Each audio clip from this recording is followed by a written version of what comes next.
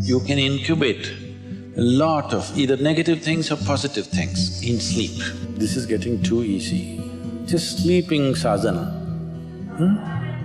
So coming awake to an alarm bell with a sudden start is not the best way to do your life.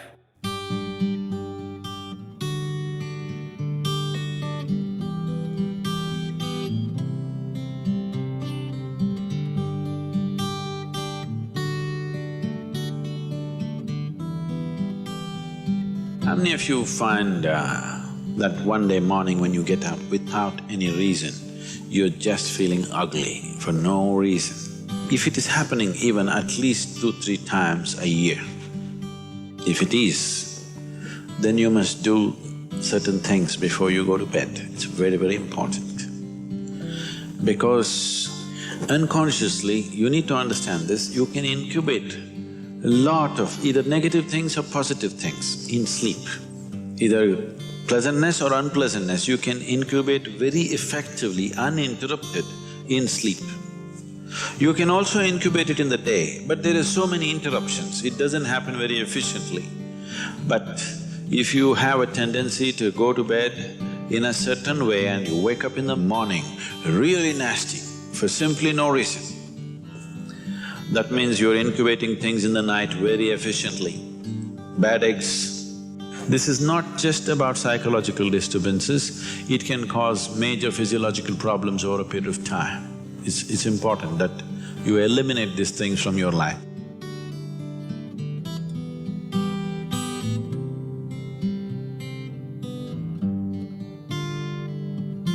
So, before you go to bed in the night, there are certain things that you need to take care of. It's best if you're eating meat and other kinds of meals, you eat at least 3 to 4 hours before you go to bed. The digestion is over. Before going to bed, drink a certain amount of water and go to bed. You will see it gets taken care of just like this. One simple thing can be just a shower. Always to shower before go to bed, it'll make a lot of difference. In this weather, maybe cold showers are difficult, so you go for lukewarm showers, don't go for hot showers in the night. Go for lukewarm showers, it makes you alert. So you will think, oh, I cannot sleep. It doesn't matter, you will sleep 15-20 minutes or half an hour later, but you will sleep better because it will take away certain things.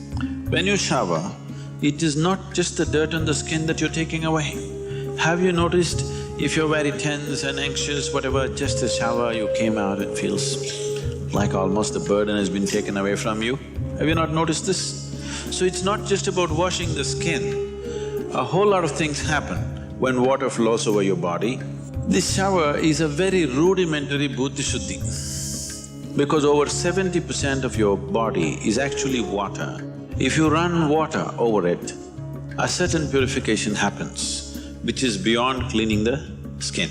One more thing if you want to do, you just light an organic oil lamp, a cotton wick, some oil, anything. What do you use here? Normal cooking oil.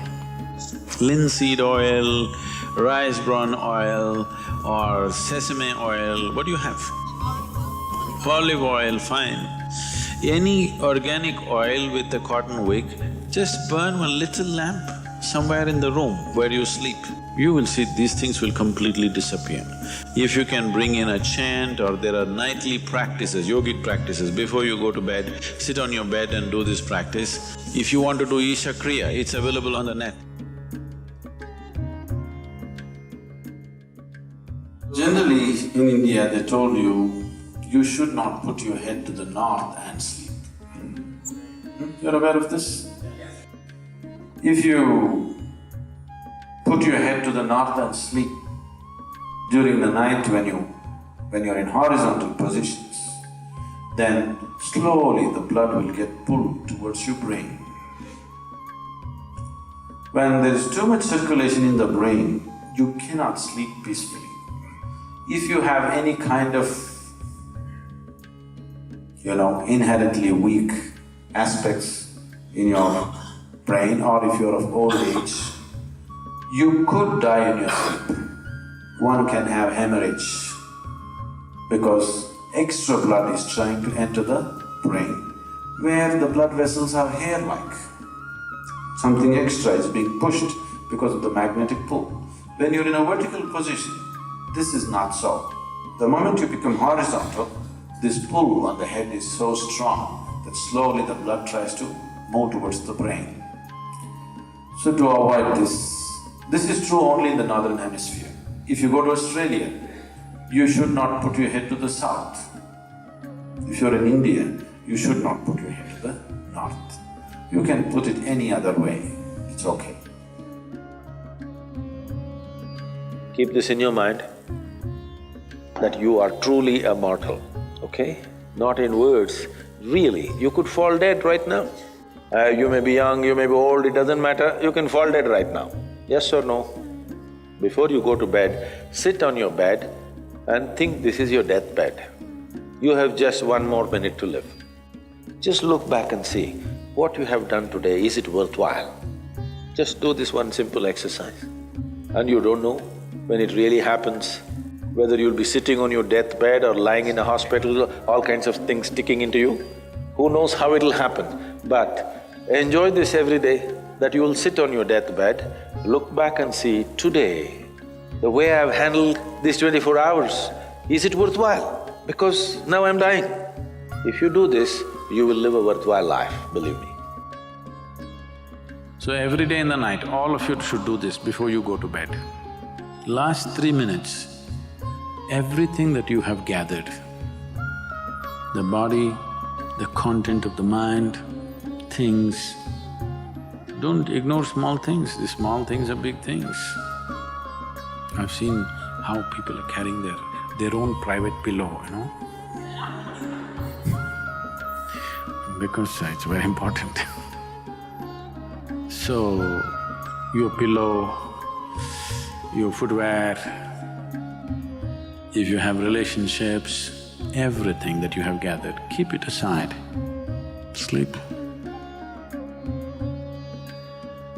If you sleep in that condition, you will wake up with much more light, with much more energy, with much more possibilities than you have imagined possible. Just sleep as life, not as a man, not as a woman, not as this and that.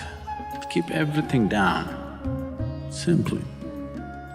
See, this is getting too easy. Just sleeping sadhana.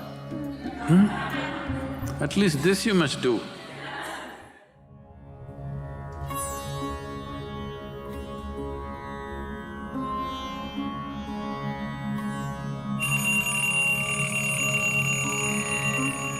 So what kind of sounds come awake to will determine the context of the day and the future of your life in many ways. So coming awake to an alarm bell with a sudden start is not the best way to do your life. It is best that if you need a certain amount of sleep, if your body right now, because of the kind of food that you consume and the kind of thoughts and emotions that you process within yourself, accordingly you may… and the level of vibrance that you have managed within your body will determine how much sleep you need. Let us say you need let's say you need 8 or 12 hours of sleep. I was saying the wrong number Whatever amount of sleep you need, you know how much you need. So you go to bed early enough so that you come awake naturally. If you're coming awake naturally, and suppose you have a doubt whether you will come awake or not, if you have a certain chant, if you've identified one of the Vairagya chants, you can use it.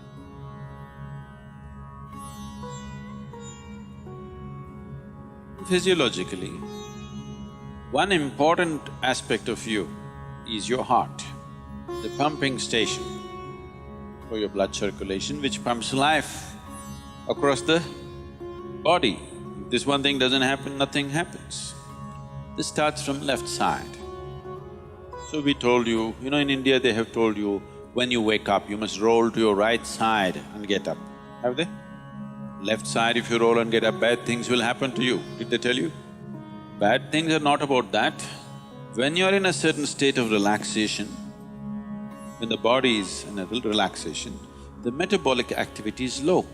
When you get up, there is a certain surge of activity. That's why they told you in India, see, all these things are built into your life which you're throwing away. The whole science of living has been built into your life. They told you in the morning before you wake up, you must rub your hands together and see like this, huh? Not see like this, you must place it upon your eyes.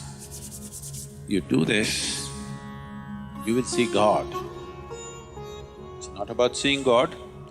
If you rub these two things together, all the nerve endings, there's a heavy concentration of nerve endings in your hands.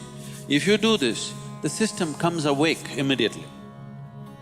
You're feeling asleep, you're feeling sleepy, just do this and see.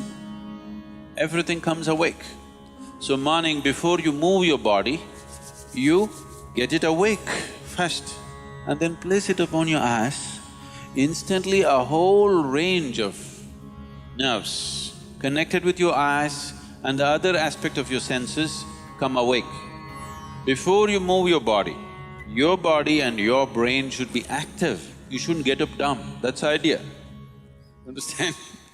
So you do that and then roll over to your right and get up. Today, if all of us go to bed, by tomorrow morning, nearly 250,000 people won't wake up. Natural death in the world. Suppose you wake up tomorrow, you guaranteed? Have you come with a guarantee card? No guarantee card. So suppose you wake up, let's say. Just do this much, I'm telling you, this is a simple first step to your spiritual process. Tomorrow morning, when you come awake, check, you're really awake or you're dead. If you're awake, it needs at least a little celebration.